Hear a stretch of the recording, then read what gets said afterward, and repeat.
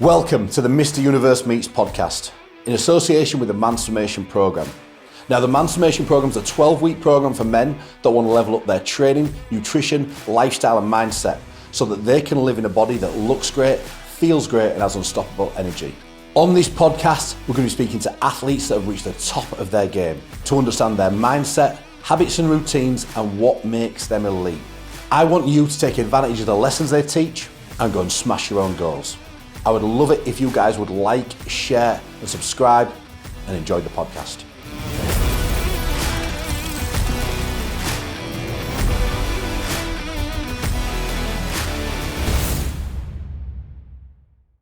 So when we get onto the food side of things, we hear a lot about calories, and a lot of time that's people's only concern. Like, of course, if it's weight loss that you're after, that's obviously a huge factor. But when should people be focused on calories? When should they be focusing on the correct amount of macros? And, what about quality of food as well? There is a really great video, I think it's on YouTube. Is it James Cracknell? He used to be Olympic rower for Britain, and he went to do this Marathon des Sables run, which is, I think, 200 kilometers in desert. And you can only carry as much food as you can take with you, as much food as you can carry, no more or less. So, because I think it was nearly 100 kilos, and guys who run there are like 40, 50, 60. So as I said, to have less pressure on your body, we're going to put everything in powder form. And they started to do that, and he lost a lot of weight, a lot of strength, a lot of endurance. Why I'm mentioning that? This is why the guy who won, he was just eating fat. Literally running and eating smoked fat. So why I'm mentioning it? Because calorie concept, as great as it is slightly flawed in the sense of that we still don't know a lot about how foods interact with each other. And also food is not only what, in a sense of calories, but it's only what kind of information and where it's grown. It will affect you slightly different. Why? Who knows? Maybe we'll find out at some point. But you will feel completely different if you get your calories from a steak than calories from a protein shake and some flaxseed oils. You're going to feel completely different. So my emphasis for anyone at beginning would be, can you eat like an adult? What I mean by that, can you eat foods that are not processed? It will take some time because your body gets used to what you put into it. So let's say you eat Pringles every single night and you have some little nibbles between meals and always some fast meal options because you're running and driving and all those kind of things. So your body will always crave that because now you have fed bacteria in your stomach to always crave that. So you know yourself, when you start dieting and clean up your diet, first couple of weeks are like, oh God, I don't want this. After 10 weeks, you're like, chicken and rice, let's go. It tastes really good. Massive, mate. I mean, I remember I would always, many years ago, I would always have a cheap meal or a cheap day or whatever it was back then. And I just couldn't live without it. It was like I was so focused on that, but that was because I was having it all the time. Yeah. And a friend of mine, he just had no cheat meals, and I was like, I don't even know he can do that. But he said, should you try it? So I'm going to try it. I want doing great at the shows, so I'm going to try it this way. And as soon as you cut it out, literally after a couple of weeks, like you say, you don't miss it. It was the only reason I was craving it was because I was having it every Sunday was a cheat day. So you primed your brain. Like I mentioned earlier about, hey, if you have something on shelf, you start salivating, you want it. So why we're talking about that is you look better when you didn't have those cheat meals. That's just a fact. So you don't even need to count calories if you focus on food quality. That takes care of yourself. Your body is very smart about what it needs and how much it needs. So when you are eating processed foods, that goes out of the window because you spike up your insulin too quick and your body reacts to satiety signals too late. And now you're lethargic. And because you're lethargic, you want to feel good again. So you will reach out for the chocolate again and so on and so forth.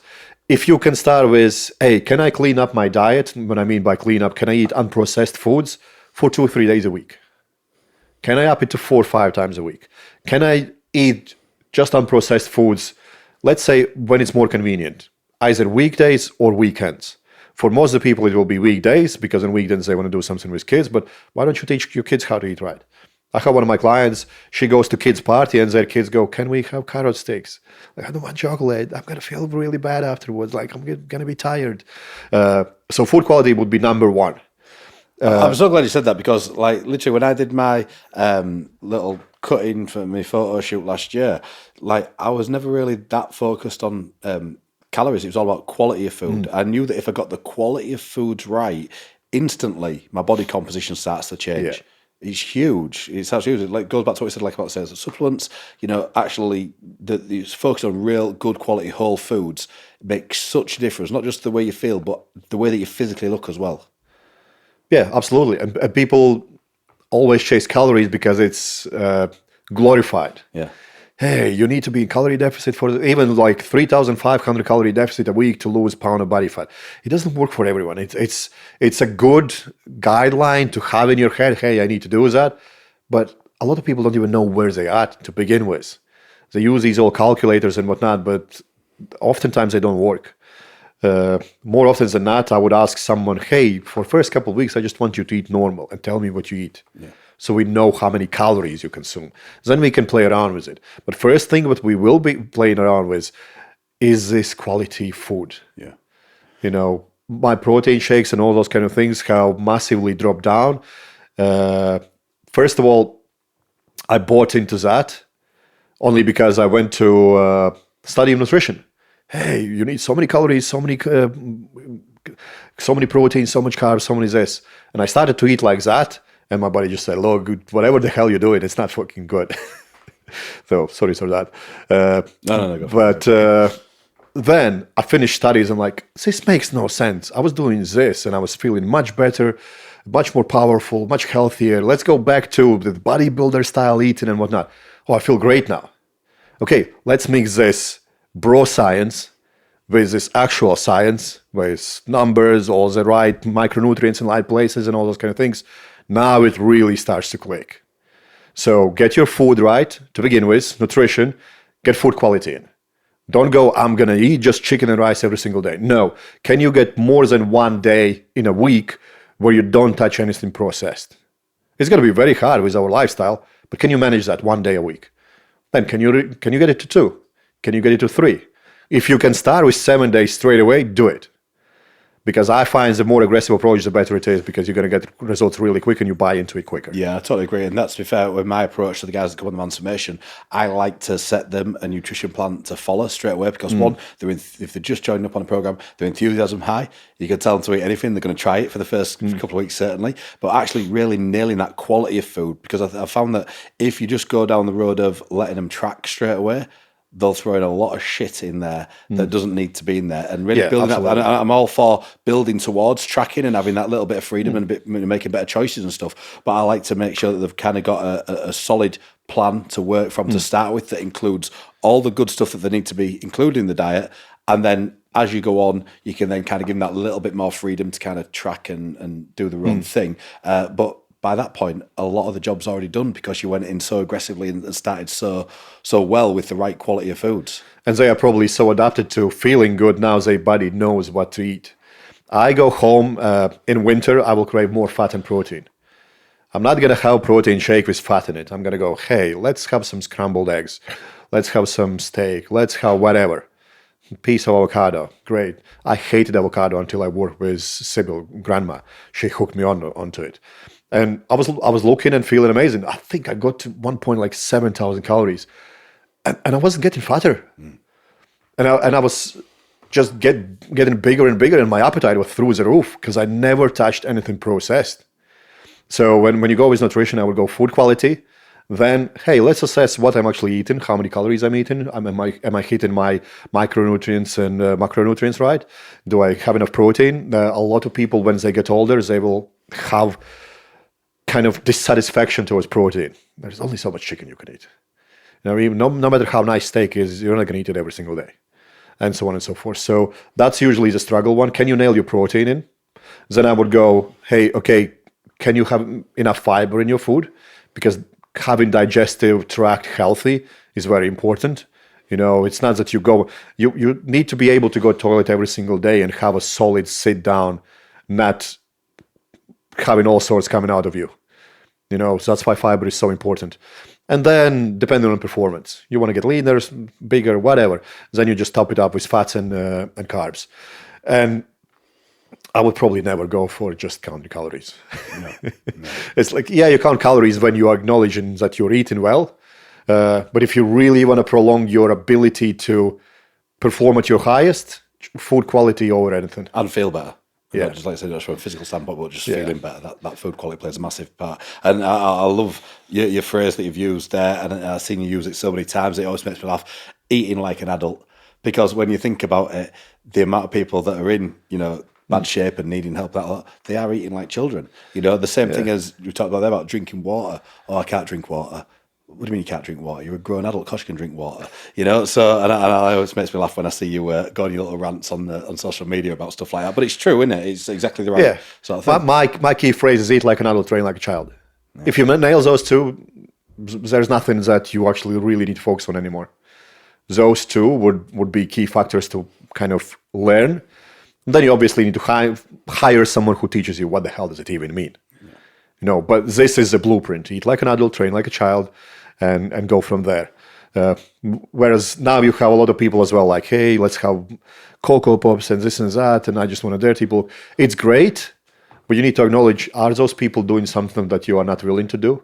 They probably take something that mimics the damage of that really high carb, sugary kind of stuff amount after training, which you probably didn't have no place to even come near. Yeah. So what about, like we talk about there, about the physical aspect of what food does for us? Now it changes our composition and stuff like this. But, it also has a big part to play in our brain function and the way that we think. Some foods, we're able to think a lot clearer on them, and others just send you thinking to absolute shit. Yeah, so carbs will genuinely make you feel more lethargic, but so your brain foods will be more higher fat because they are richer in choline, which is like your steak, your eggs, things like that. Like I mentioned at the very beginning, is that I take part in Tony Robbins Platinum Partnership, which is a lot of personal development, learning business skills, social skills, health, all those kind of things. And events last between 4 to 10 days. And like 16 hours sometimes, and very physically demanding, and more important, very cognitively demanding. On those days, I will predominantly eat fat. I'll predominantly eat high protein, high fat diets, even high cholesterol diets, just because I know my brain needs it. I will throw in some carbs into it. Our brain needs around 150 grams of carbs a day, but we can create that through gluconeogenesis anyway. But I will throw in some carbs, usually at the end of the day. It's kind of chill out. But yeah, for brain power, you can even supplement yourself with alpha GPC, which is like a pill form of choline. Those would be the main things for you to think clearer. If you are someone who is working extensively on your business and don't have time to go home and have a nap and whatnot, and you just want to get huge, you just need to understand that it's going to take a bit longer.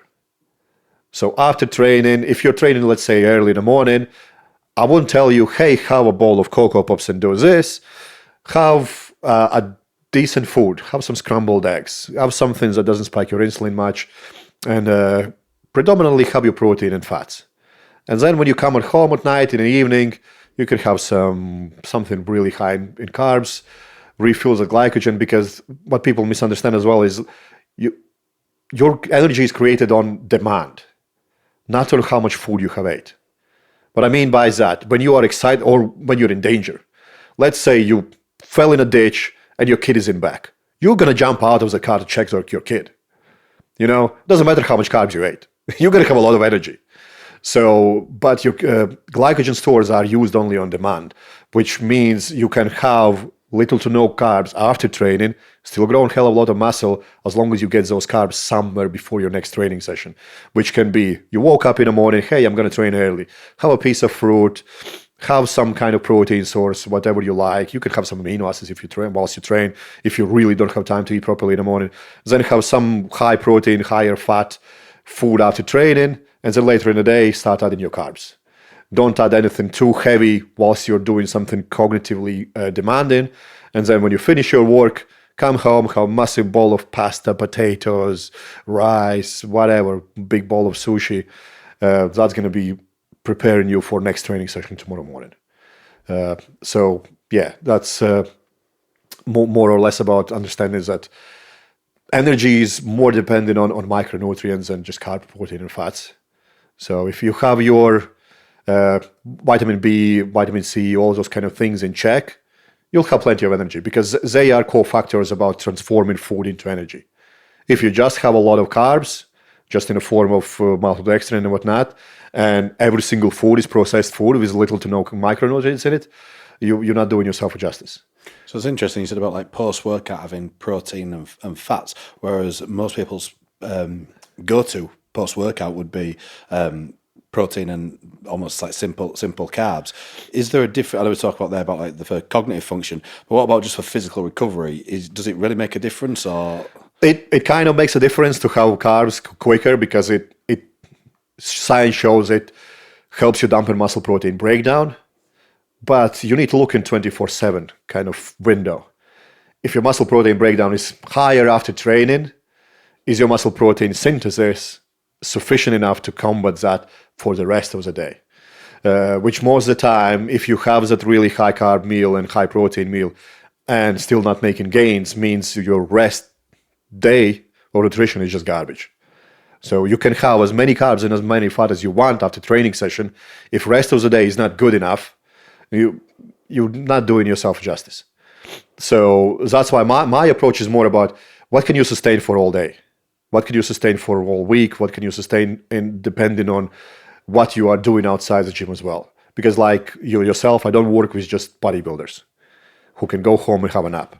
For them, ideally, yeah, you have your carbs before training, have around 90 minutes up to 60, 90 minutes before training that, then have your essential amino acids whilst you train, have your carbs after training, then maybe another really big carb meal after that. Then you can start tapering down. The less carbs you have at night, actually, the better your sleep will be because you calm your mind down, you kind of dampen your inflammation levels as well. Yeah, that's great. How many people can actually do that? So it's very lifestyle dependent and goal dependent as well. Yeah, and I work with people who don't have even slightest need to be 300 pounds. I'm like, so there's only so much muscle protein synthesis you need. More about, hey, can I get fit and healthy and can I maintain it for as long as I can? And if you load yourself with a lot of carbs after training, more often than not, you'll feel tired for a while. You know it yourself. Yeah. You come and train, you can do that because you drive a very long time. By the time you get to where you need to be, hey, you've gone over that sugar dip and now you have that energy. But most of the people I would work with, they would do their training session, they would do some kind of meditation after training session, and then they go straight to office. They can't afford 90 minutes of feeling fuzzy in their head. And it doesn't make much of a difference long term unless you want to be a professional bodybuilder, which is completely different animal. And it's completely different lifestyle. All right, so let's talk about a little bit about sleep. Why is sleep so important, and what's it actually doing for us? So sleep is a big one. If people follow me, they see that I don't sleep much. But what people don't see is my REM and my deep sleep. It's always an hour and a half, maybe 2 hours, even if I sleep just 4 hours. So REM sleep will help you recover your mental abilities. Deep sleep helps you with physical abilities. So you can sleep 8 hours, 9, 10 hours, and not get any deep sleep or REM sleep because your brain is just overworked. So, and that's extremely important because you need to get rid of reactive oxygen species, which is byproduct when you break down nutrients to create energy in your muscle, and then obviously you need to rebuild your tissue as well. Same happens in your brain. You deplete your nutrients there. There is some byproducts that needs to be cleaned out afterwards. All those processes are happening when you are resting. And they're happening at a much higher level when you are in deep sleep for your physical body, in a REM sleep when you're cognitively kind of challenged. So, and why is it important? It's if you don't recover, you can't get very far. Arnold said, just sleep quicker if you sleep more than 6 hours. It's a great advice, but I would say sleep better. Not quicker, not longer, not shorter, whatever. Make sure your sleep quality is there. And to assure that, there are some simple things anyone can do. Meditation is really good. guided breathing is really good. Making sure your room temperature is cool. No phones, no TVs, nothing like that in your bedroom would be really, really good. And that's about it. Thing is, when you're sleep deprived, you're starting to make silly decisions. We train really early.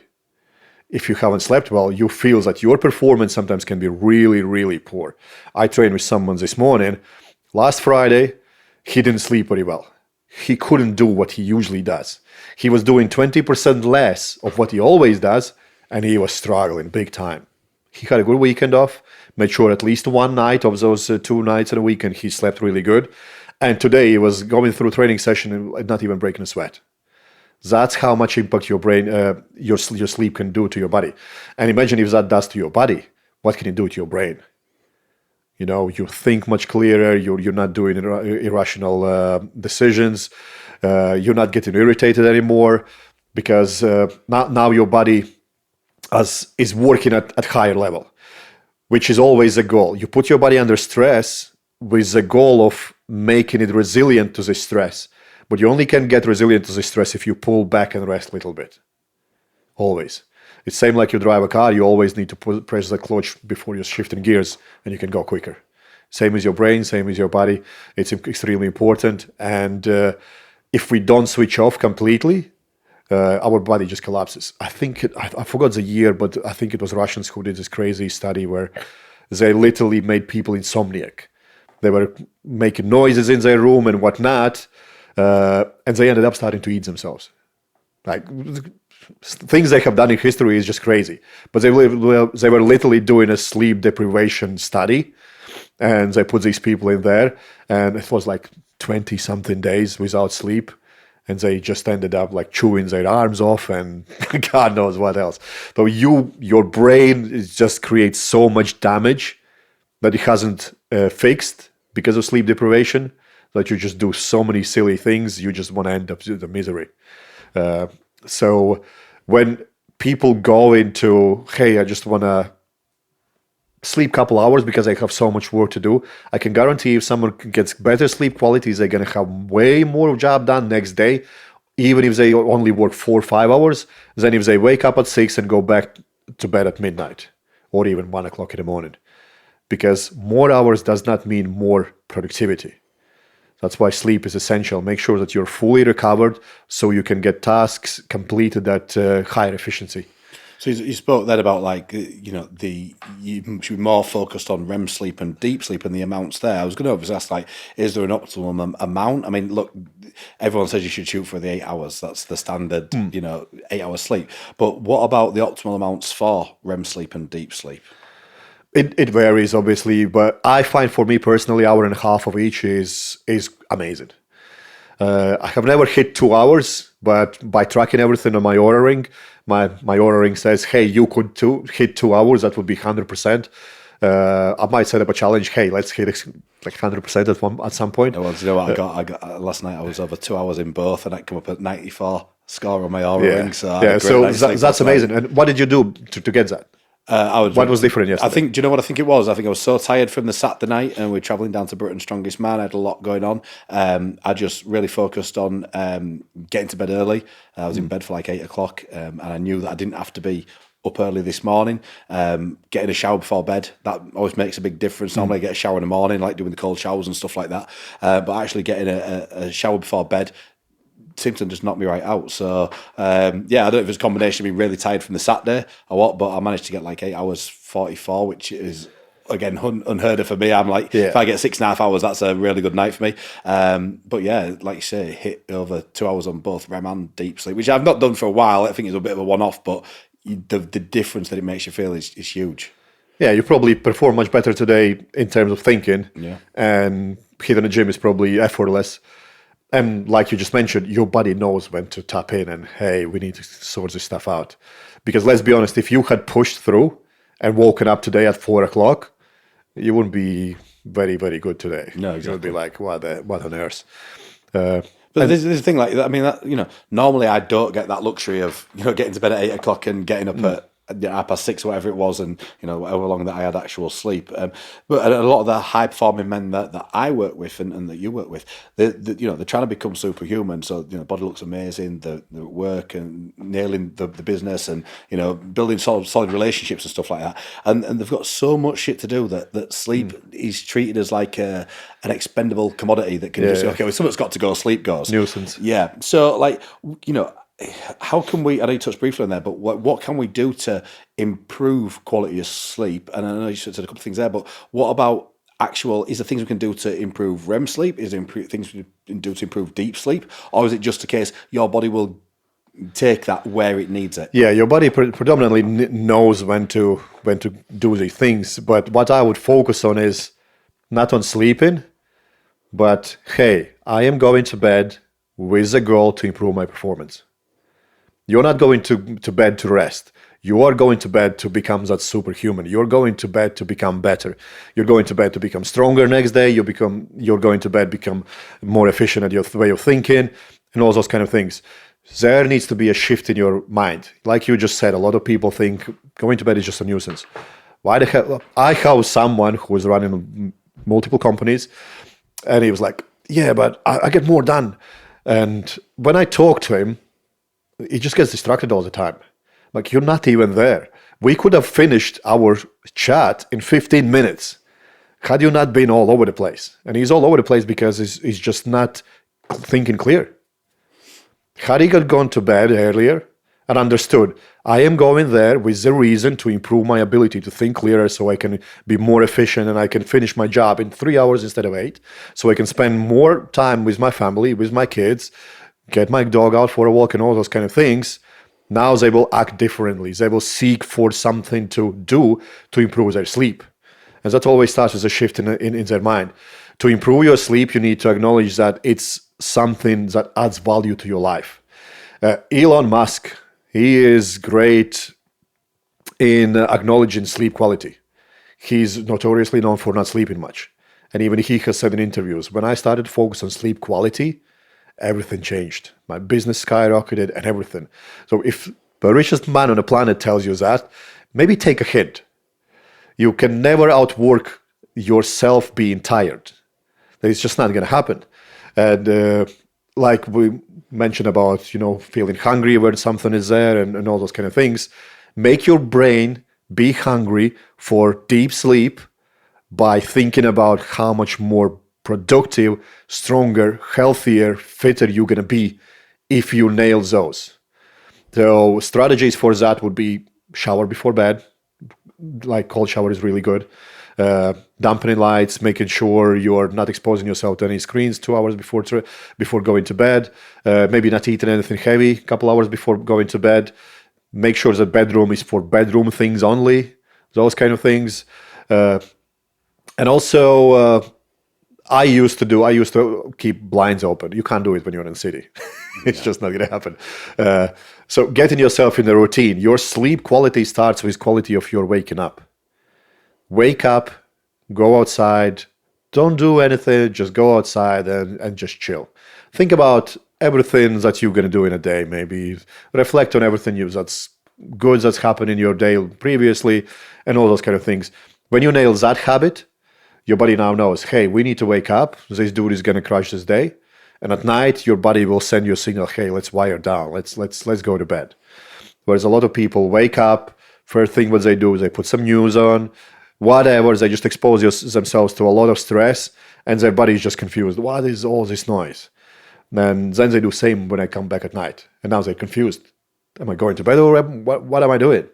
So definitely start with getting yourself exposed to proper routine in the morning, waking up by going outside. You don't even need to go outside, open a window. Like getting some kind of exposure to outside is good.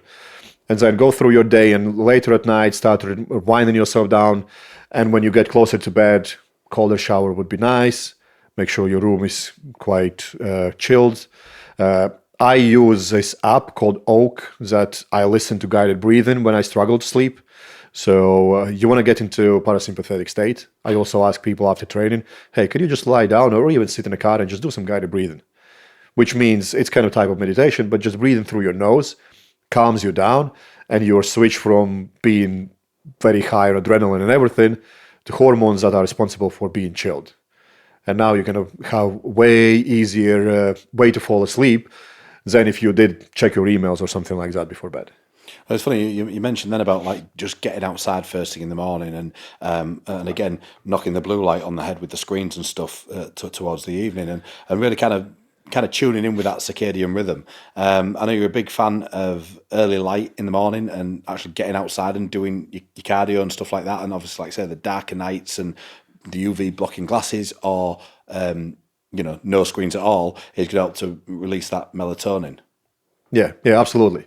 And this is what I see when I come back from my seminars, for example, when I stay up late to catch up with work, which I mentioned earlier about like prolactin and whatnot. If I don't do these kind of things, my prolactin starts shooting through the roof because now I'm dehydrated, because I'm so up in the night. I don't want to drink much water because I'm going to go to bed, and so on and so forth. So just skipping that sleep routine can start affecting all your hormones.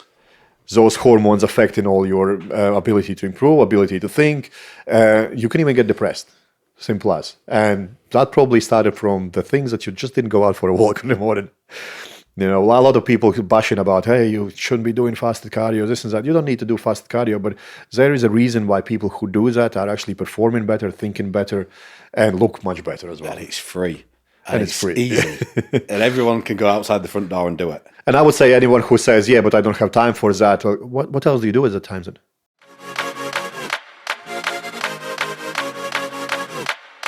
The first week or two, it was mainly just a big increase in energy. It's easy, obviously, getting out of bed in the morning when you're not carrying as much weight around. How to structure your life properly, basically. Follow the rules, just crack on, get it done. The dietary side of things, I didn't really quite realise how much I was eating. I've lost nearly 2 stone from it all, and I've gained quite a bit of muscle. My wife kind of making a few comments in terms of kind of starting to get a bit of a shape.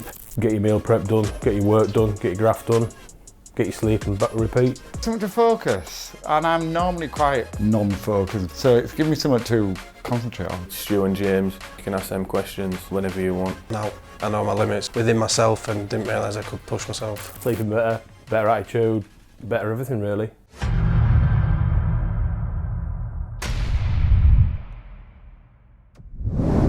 So let's also talk stress management, all right? Obviously, stress, we've got good stress, we've got bad stress in our life, all right? Good stress is coming from the training response, when we're putting ourselves, taxing ourselves and testing ourselves in the gym or whatever it is we're doing. Bad stress can come from things like work pressure or financial worry, arguments with the family, worrying about things that you can't control, essentially.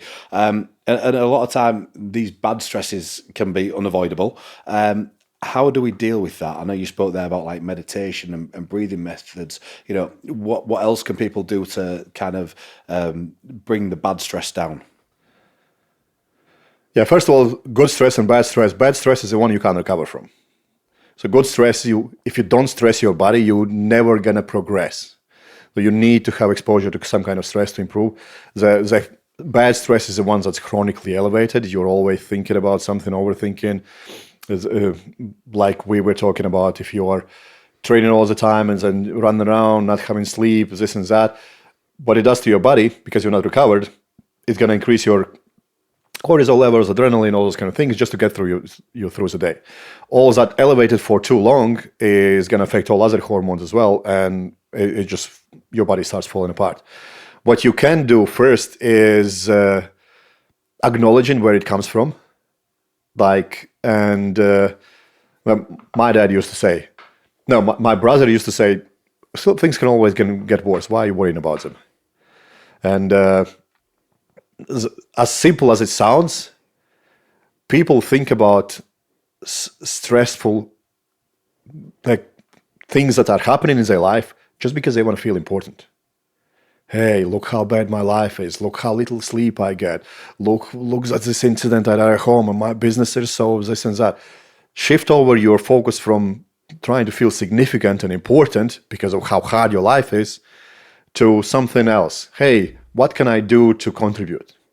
That's going to alleviate your stress immediately. What I mean by that is you can't feel angry and happy at the same time. Oh, fuck. And I'm so happy about this. It just doesn't happen.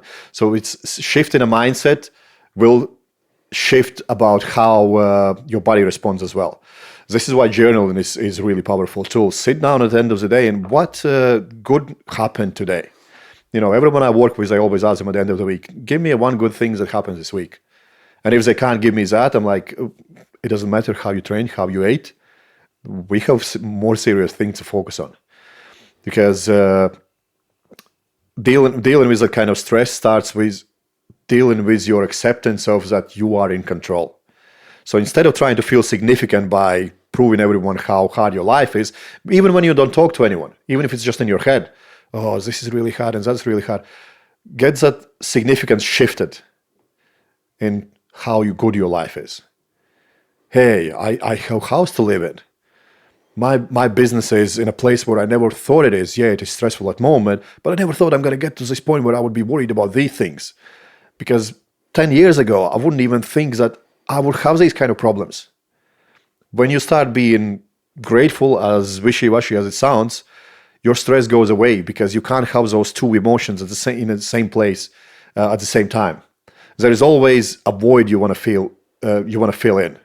Now to get rid of the stress, you need to create different emotion, and then nurture that emotion all the time. Like a lot of people talk about priming, that's a really good thing, but it might be really weird if you were sitting at home and thinking about all the good stuff. So I would just start writing down all the good stuff. This is how you deal with stress. Stop feeling important about how miserable your life is and how stressful everything is, but start making yourself feeling important about how great you are at the moment. Hey, I have these buddies that got me through the day. Yeah, my deal fell through, but I had a chance to have this deal. No one else had it before me. I never even thought I'm going to get to this point. And other things, you can obviously supplement yourself with some ashwagandhas, and some people take some smoke some weed and whatnot. Go into really crazy levels. But it all starts with your mind. Everything needs to be taken in consideration that you are feeling stressed because you're trying to meet some human needs. There are Maslow's human needs, I believe, were 8 or 10, but now we agree on 6 main ones: significance, certainty, uncertainty, love and connection, contribution, and growth. If you are into training, you probably value growth really high because you always want to progress, you always want to do something new. And then you need to pick the second one which serves you. If your second one is significance, you might try to feel stressed all the time because that's your identity now. You want to feel important because your life is really tough. Can you shift that to, let's say, contribution? Now you're going to think about your problems differently. Hey, I had this problem that's really derailed me today. How can I use this problem to help others to never get in this place? Now you're not stressing. Now you're thinking from a completely different place. Now your body chills down and now you focus on solutions. And even if you just thought about that, you felt differently straight away. Instead of like, hey, look how messed up my life is, into, hey, I had a really tough day. What can I do to make this tough day as an example for someone else? And you just bring the stress down straight away. So a lot of it is in the mind. It's all a mindset issue, really, why we, these stresses. Everything, I would say, starts from mind. You know yourself when you were doing Mr. Universe, Mr. World and whatnot. You probably were going inside there. Maybe you didn't speak loudly, I'm going to win this. But in your head, I can guarantee you had like, I can dominate there. And because of that, your actions were completely different. Whereas if you go there and think, oh, I lost a couple of times now and I don't think I'm ready yet, you're going to do everything to sabotage yourself just to prove yourself the point that you were right, because you always want to feel significant. You're exactly right. That lead up to the universe that I won, I'd actually just go off the back of getting a second at the Worlds, but it didn't matter. I was absolutely certain that I was going to win it. I just knew from 6 months before the show that I was already going to win it. And that's, like I say, not being arrogant, but that was genuinely where my mindset was. And because of that, the actions fell in place to make that a reality. Yeah. And a lot of people have the identity. I'm a stressed person. I have a tough life. And if you have a tough life in your head always, all the day, incantation, I have a tough life, I have a tough life, you're just going to start doing things to make that life tough. Oh yeah, did you see that person cut me off and he was right? By ball ache. Oh, and this happened. And you always try to find something to prove your identity, that you are the stressed person. You have this or that not going your way. Whereas you just mentioned about being Mr. Universe. I'm pretty sure 90% of the day, you didn't think about what you're going to eat, what you're going to train, what you're going to use for supplements, and how you're going to do your cardio. You were thinking about how you're going to be last man standing on the stage. Not about what you need to do, but how it's going to feel at the end. Absolutely, yeah. That was a big part of it. A big part of it was visualization for me, and thinking about that moment on stage, and focusing, like you say. Because of that, everything else just kind of fell into place. Your body finds a way how to deal with it. So if you can convince yourself, I am a happy person, not like I'm happy, but like, oh, my life is great, which starts, simple step is journaling. Hey, I did these great things. This is why I ask my people to do that. Then you start focusing on these things, and then you start swapping your identity, and then your unconscious mind will start seeking, what do I need to do to always feel like that? Because this is my new identity. Not the stress, not the overwhelm, not I don't have enough time, not anything else you keep telling yourself. If you change the goal in your head, your actions will follow. We both have had people who keep always telling, I would do that, I'm starting over. And that's their identity. I'm starting over. And because of that, they already have pre-framed themselves as they're going to fail. Simple as.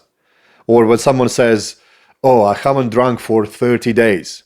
So why are you counting? Are you going to start drinking again? Same as like, oh, I had a really stressful day. And if they repeat this all the time, their mind will start seeking what else was stressful. And by the end of the day, you're just going nuts. This was really tough. And all there was, you spilled the coffee or something like that. It wasn't stressful. But you're stacking up all negative emotions. So to get out of the stress, people need to probably find a professional help who can explain them these concepts, that you can not only stack negative emotions, you can also stack positive emotions. And that you literally need to develop different identity for yourself. Like, it's very hard. I can't imagine myself ever being sad or stressed or this and that, because that's not my identity. My identity, I am a superhuman. Like, what are you going to do about it? No matter what happens, I might lose all my money, I get my limbs chopped off and this and that. I would not care. But it had to happen. That's what I would think. And it all starts with mind. So to deal with your stress, you need to change your identity. You need to be self-aware of how you talk to yourself. Are you talking to yourself, I didn't have time to do my training session, or I failed on my nutrition today, I did this wrong, I did that wrong, and then you justify why you did it. Whereas if you focus on, hey, I'm feeling really good today. Like, I'm a happy person, I'm really content with everything I do. And your mind will start to seek, what do I need to do to solidify this emotion? Hey, let's start eating better. Let's start working out. Let's reach out to this friend I haven't spoken for 2 years. And so on and so forth. You know what I mean? Like, when we are teenagers, this is probably the best example I can give, is when we fall out with someone, we were fallen head over heels and whatnot. So you have your heart broken. You probably come home, put some sad playlist, dim your lights down, put a blanket around your shoulders, sob in a corner. You do everything to make yourself feel 10 times worse than what actually happened. You can do same to feel yourself better. When you're feeling stressed at the end of the day, look on the patterns of the way you were talking to yourself. Yes, there will be some kind of things that you have no control over, but instead of thinking, God, I failed on this because I didn't do X, Y, and Z to have a success in this, shift your mindset about, okay, what did this teach me? You will be chilled straight away. Yeah. Just talking about that will bring you down straight away. Just language, how you speak to yourself. And then you can have all your extremes with supplements and whatnot. But supplements will only dampen the real reason why you're feeling like that. You mentioned ashwagandha there. I mean, there's other things like your magnesium and stuff like that. That's Yeah. very good. Anything else that particularly stands out as stuff that people can, take to help them in that sort of either stress management or getting better sleep? Like you say, obviously the main thing is actually fixing the problem as opposed to putting a band-aid on it. But Yeah. like, what else can people use other than with lemon balm, some I forgot. You can use some scents at night as well. You know, put a couple drops on your pillow, just really chills you out. But stress management will predominantly come from your ability to understand why the stress has come from. A lot of people never think about their own thoughts. Why do I think the way I do? Where does it come from? Why do I react to this thing? Someone tells you a word and you really get pissed off. And you're like, you never spend time understanding why does it offend you. And then having that, I suppose, having that time for a little bit of meditation, if you like, that's the sort of things that you're contemplating in that time. Yeah, absolutely. And again, this is not something you do to kind of distract you or yourself, whatnot. You are doing these things to improve yourself.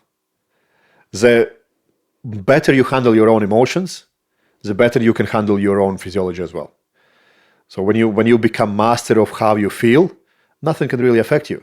And if nothing can affect you, now you can live a better life. Now you can really perform at higher level. If you go to the gym and you can switch off and focus on your training session instead of what you just talked about in your meeting, you're going to have way better results than going there half-assed with a personal trainer next to you shouting at you and pulling a biceps or whatever, just because you were focusing on falling out with a colleague or your wife or whatever else. But everything we do starts with mind. You know, your training, your nutrition, your cardio, all those kind of things. First, you need to understand why the hell are you doing them. And a lot of people do it, like I said, my clients, they come in, they are doing because they know that health is important and this is how you get healthy. That's it. That's not going to get you very far. Let's say someone comes to you and says, I want to go on a holiday. I want to get lean. That's not why they're doing it. They want to go on a beach so people turn their necks and look back. They want to feel proud for what they achieved. They want to feel absolutely in control of what they done and acknowledge that this took so much effort from them that a lot of people will never do. When they start thinking like that, they're going to fucking get lean. If they don't think like that, if they just think I want to get ready for holiday, results will be half-assed. And same with everything else. They need to change the mindset about, hey, what stress and all those kind of things. How do I change the identity of being a stressed person who can't manage it or don't have time and this and that? How can I flip it over? Usually opposite. If I don't have time, start thinking, I have a lot of time.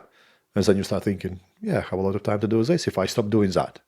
I have a lot of time to do this if I stop doing that. I am stressed. I'm happy. Why am I stressed? You'll have a million reasons why you're stressed. When you start looking into why you're happy, you're like, oh, this was great. Let's do that again. Oh, I really like time with my girlfriend. I really like this. And you're going to start doing these things. And now the stress is gone. Well, it's interesting. And you say, like, you use that as an example where people say they don't have time. That's a, commonly used excuse for pretty much most things. But you actually showed me the time of your life, Tony Robbins course. And one of the main takeaways from that was actually eliminating the stuff that's not serving you. So there's a ton of stuff that you're doing in your life every single day that is a waste of time. It's not productive towards your actual goals and what you actually want, but you still do it because it's a distraction and it soothes you and it kind of makes you escape from reality. Now that might be scrolling through social media or Instagram for 2 hours a day, or it might be binging on Netflix or eating or whatever it might be. But if you actually look at your day of what you actually do on a day-to-day basis and eliminate the stuff that's not that important or that's not geared towards your goals, all of a sudden you have a lot of time to play with. Yeah. And really important distinctions that people need to understand is don't take something out without filling something else in. So a lot of times, we waste a lot of time on doing this thing or that or whatever. If you just stop doing that thing, you're going to go back to it. You need to stop doing that thing and find something empowering that you're going to do in that place. If you don't do that, you have that void and you're going to go back to what you feel comfortable with. You're going to go back to scrolling through the social media or texting some girls or whatever the hell you have done. But it's very empowering to sit down at the end of the day and be brutally honest. What have you done today? How many time did it take? and how much of their time was actually something that you would find meaningful activity. And because we have phones, we can just check your screen time. If your screen time is longer than what you think is your working day, you have an answer there. You're not doing things that are exciting you. And then it's just finding what excites you. You know, hey, I'm here. I want to get my body to this point, or I want to get my business to this point, or I want to get my relationships with my friends in this point. Start doing those things instead of just getting distracted yourself, getting that dopamine release from exposing yourself to something new every single moment, which is very easy to do now. And again, we are trying to meet some kind of significance, variety, certainty. You know, when you open a phone, you get every single human needs there is. You get connection because you feel connected with all these people who are putting new stuff up. You feel significance because, hey, I follow this guy and he follows me back. Then you have certainty. There will always be something new. And you have uncertainty because you never know what kind of new things is going to be there. But where is the growth? Is there a growth and is there a contribution in those two? Those two, growth and contribution, are the ones that actually make you feel the best. And this is the greatest example why making money is so powerful. People keep talking about, oh, if you make money, you're a bad person, this and that. And Dean Graziosi, I believe, was the one who said, if you think money doesn't make you happy, you have never given it away. So when you focus on becoming not rich, but valuable to the extent that you can help every single person you care about, that's when you finally start feeling happy. Because I can guarantee you feel much better buying your wife a gift than buying it yourself. It's just a fact. Yeah, 100%. So, look, we're going to wrap it up now, mate. We're going to leave it on some action steps. Like, if people have watched this and gone, "Fuck, I want to be a superhuman," what are the first steps that they should be taking? A couple of steps that the first thing they should be doing to start on that path to becoming a superhuman. First, being bluntly honest with themselves and understanding where they are. I would say do a full blood test, whatever company you choose. Maybe reach out to you or me or whatever. So we give them kind of small list about, hey, these things would be good to know. Check their health metrics. You know, just be honest with yourself. Are you overweight? Are you unfit? Can you walk a flight of stairs without gassing out? If you can't, you're not fit. So that will be a beginning. And then start to acknowledge about how much time they actually spend on improving their own life. Because making money, training, all those kind of things doesn't mean you're getting better in life. Are you focusing on becoming healthier, fitter in a gym? Or are you just going there to get tired? Same, are you working to improve life of people around you? Or are you just going there to get distracted and make money? So being self-aware, that's a part of becoming a superhuman. It's being in a level of consciousness that's outside of the spectrum about, I just need to do what everyone else does, or I'm just the most important thing. So raise that level of understanding that you will feel much better about yourself when you start doing things to improve your life so you can improve life of people around you. And then everything else is what we talked about already. Your fitness levels and, hey, hit these numbers, hit these nutrition goals, hit all those kind of things. But first steps would be what I just talked about. Yeah. Drinking some water, eating like an adult, and starting that sort of stuff off. Yeah, training like a child. Yeah, brilliant, mate. Well, look, that was amazing, mate. I'm sure you have to probably go back and watch that a couple of times to get everything out of it. There was so much information there, but thanks a lot, mate. I really appreciate you coming and giving your time up for that. That was anytime. Absolute gold. All right, cheers, pal. Ta. Thanks so much for listening. Please remember to like, share, and subscribe. And if you need any more information on the Mansformation Programme, just hit the link below.